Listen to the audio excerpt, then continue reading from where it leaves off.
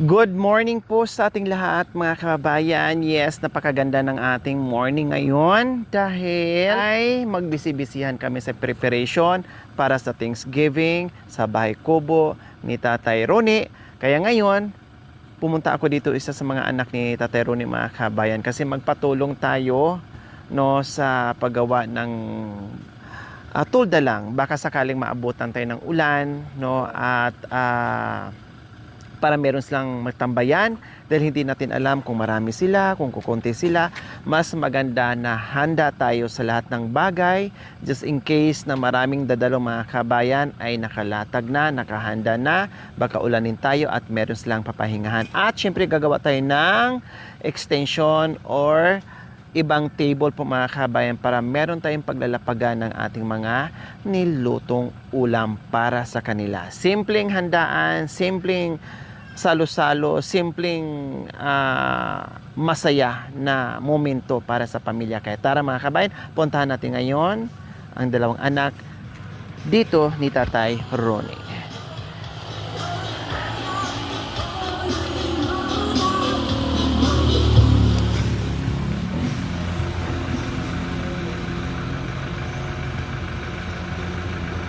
Hello!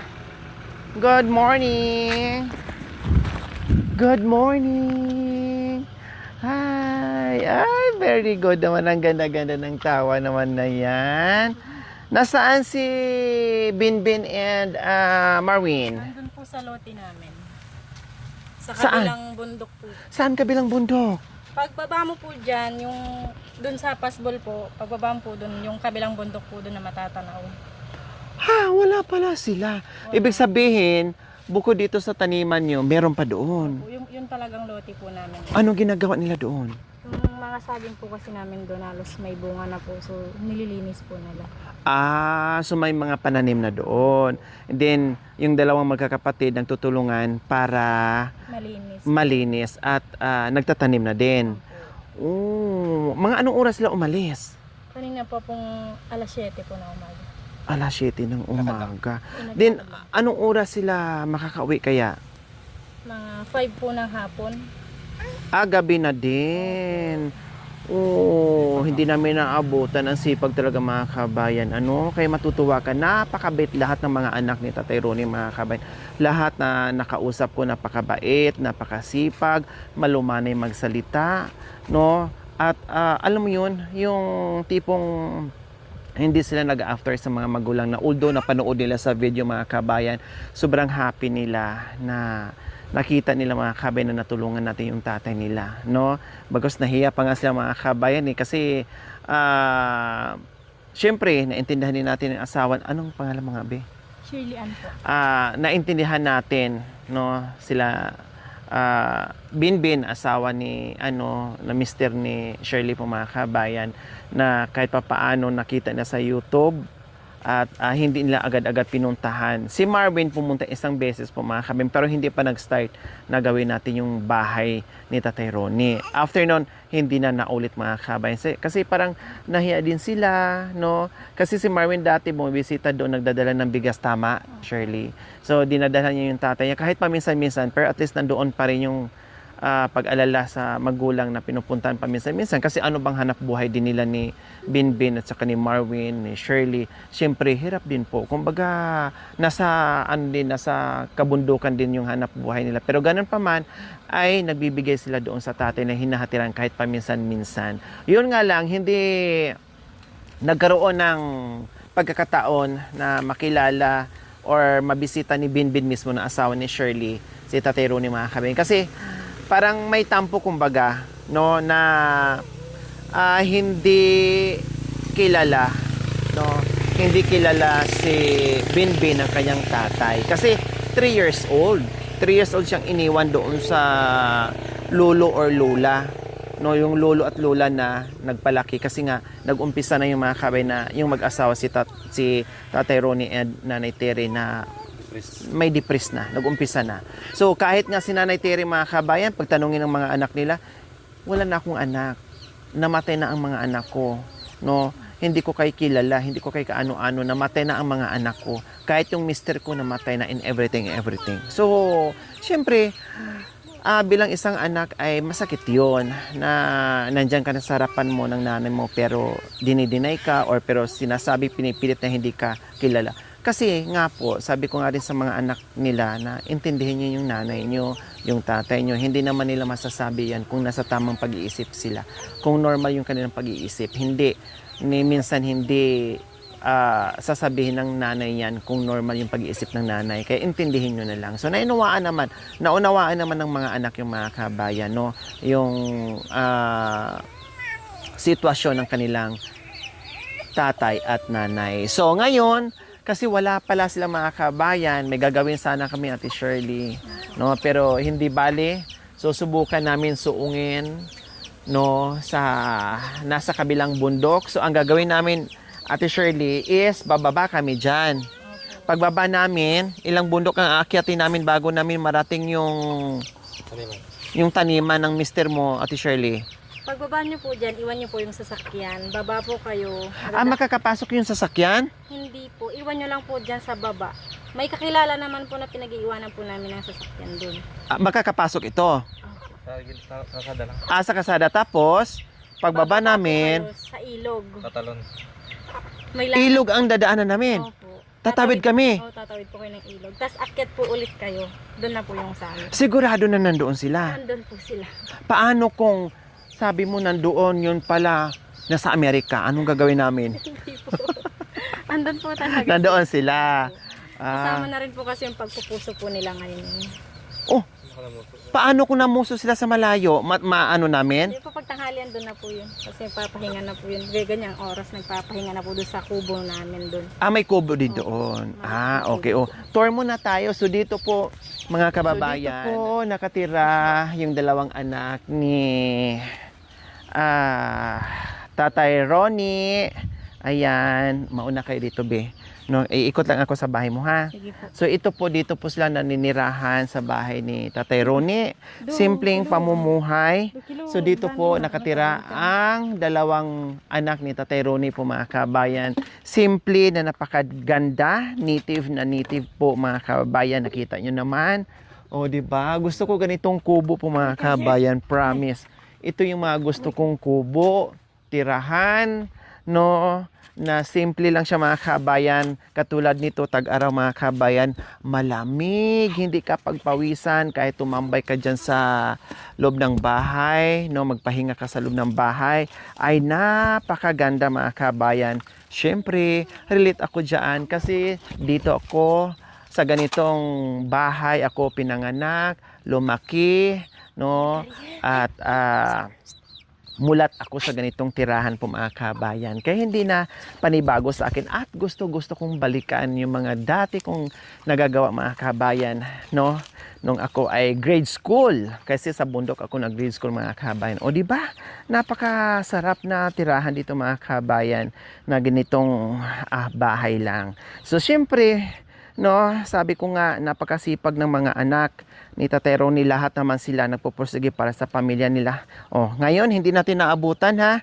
Kasi hindi na rin ako nagsabi, biglaan yung pagpunta namin kasi nga meron kaming dapat gagawin. Pero yun pala, ay kailangan pala natin magsabi para alam nila at hindi sila makaalis kasi busy sila. Wow, napakaganda dito, Ito yung sinasabi ko, mga kabayan, kapag meron kang bahay na ganito, huwag kakalimutan yung ganito. No, ang sarap, no? Ang sarap tumambay dito, kahit matulog ka dito, kahit wala ng kumot, wala ng moskitero, or kulambo, maglagay ka lang ng unan dyan. Ay, Diyos ko, ang sarap na, tapos tahimik ang palipot. Kumusta naman, Ate Shirley, ang buhay dito, Ate Shirley? Okay naman po. Minsan medyo mahirap din po. Pero napakasibag ng asawa mo, ha? Maitanong ko lang, anong tawag nito? Anong nangyari? Bakit si mister mo ay hindi nakadalaw doon kay Tatay Ronnie? May tampo siya kay tatay mo, Ronnie?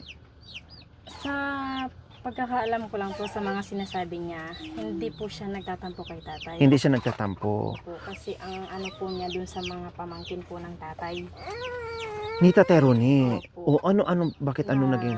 Doon nga po sa sa lupa po nila na kinagagalit po ng mga pamangkin ni tatay. Pero hindi siya nagtampo sa tatay niya. Wala po siya. Pero bakit hindi niya nadalaw-dalaw kung hindi siya nagtampo sa Yun tatay nga po, niya? parang pag pumupunta po siya doon, yung hindi po siya kilala ni tatay.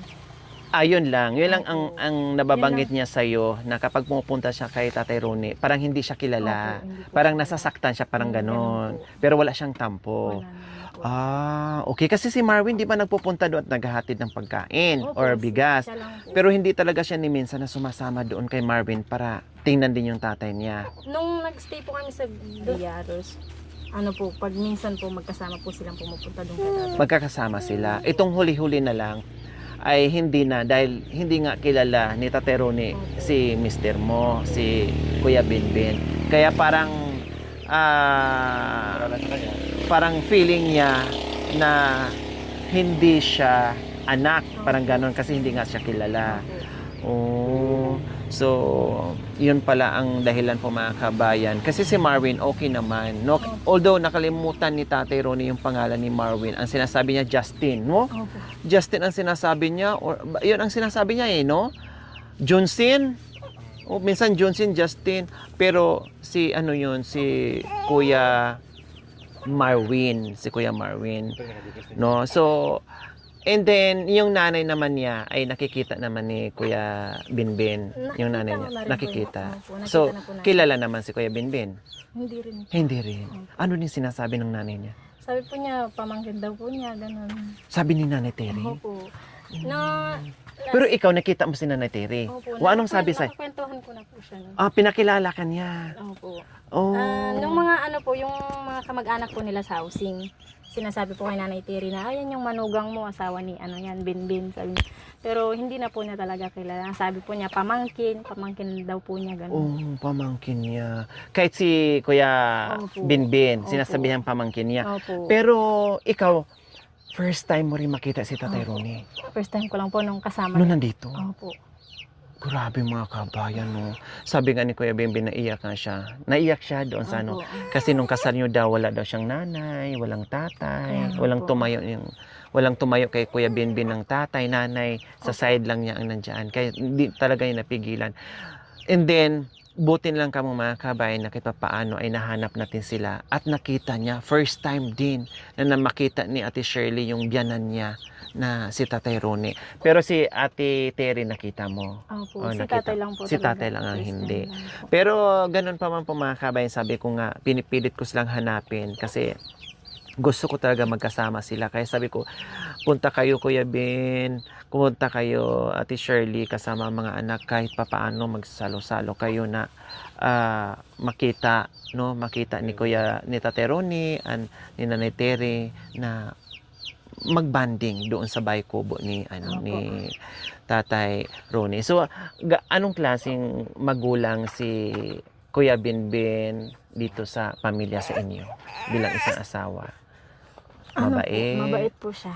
Tapos masipag. Tapos hindi po siya yung nananakit po ng mga bata. Ganun. Mabait po siya lalo po sa mga anak niya. Tapos pag nagtatrabaho, galing po siya ng trabaho, una po niyang binibili yung pagkain po ng mga anak niya. Pag nagtatrabaho siya. Bago po kami, yung mga anak na po niya yung uunahin niya. Wow.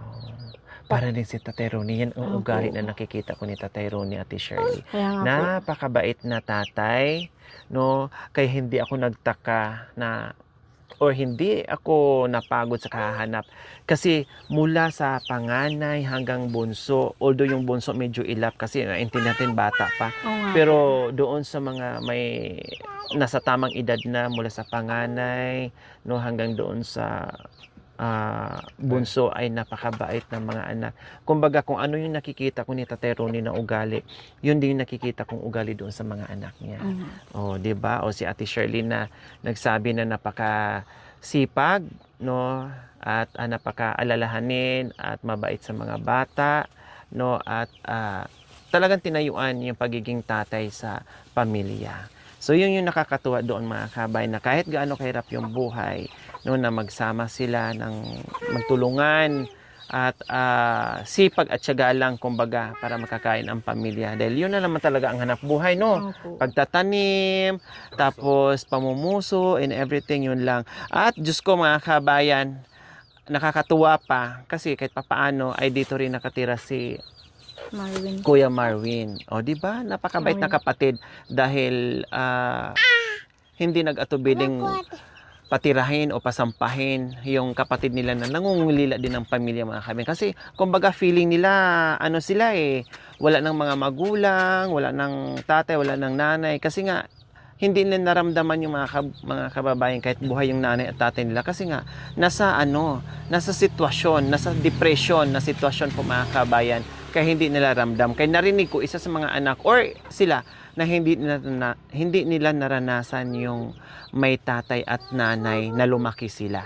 Kaya ang nangyayari ay bahala na yung mga anak, naganda watak-watak sila, gumawa na lang sila ng paraan, tapos nagkanya-kanya na lang ng buhay, naghahanap buhay, gumagawa ng diskarte para mabuhay din po sila mga kabayan. So yung and then bukod pa po doon mga kabayan, may reason po kung bakit hindi pumunta doon si Kuya Binbin, Ate Shirley, ay may reason din po mga kabayan. Pero yun ay subukan ko rin aayusin yung naging cause din po isa doon sa problema ni Nanay Terry and Tatay Ronnie, no, sa sarili na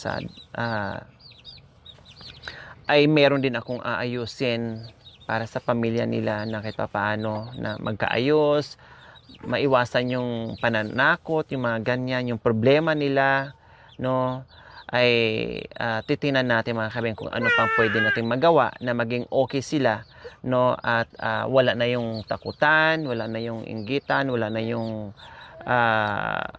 away o tampuhan and everything. So, yun na naman po ang aayusin natin. So, ngayon, Ate Shirley, no, pupuntahan namin at maghanap kami ng guide po mga kabayan para mag-guide sa amin papunta doon sa taniman ng kanyang mister, sa kanila po mga kabayan, na doon po talaga yung kanilang taniman, no? Tama, Ate Shirley. Sige. Ngayon po mga kabayan, magkakasama ngayon si Kuya Binbin and Kuya Marvin. Puntahan po natin. Sabi ni Ate Shirley, malayo daw, pero sige, kakayanin natin yan para sa pamilya. Okay? Sige, Ate Shirley, ha? Puntahan namin din, balik kami dito mamaya, ha?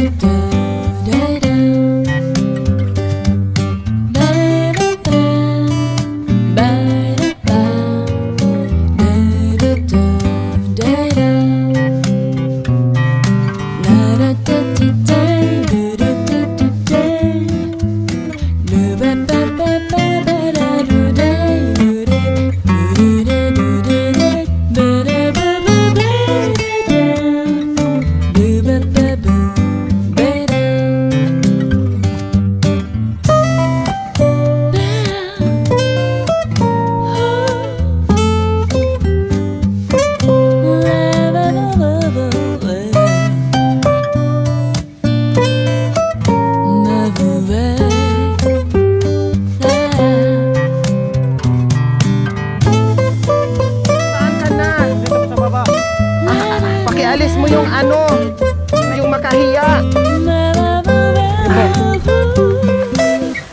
Ang sakit sa balat. Yung makahiya lang. May tinik po. Oo, yung may tinik. Bumaon talaga. Parang lagat.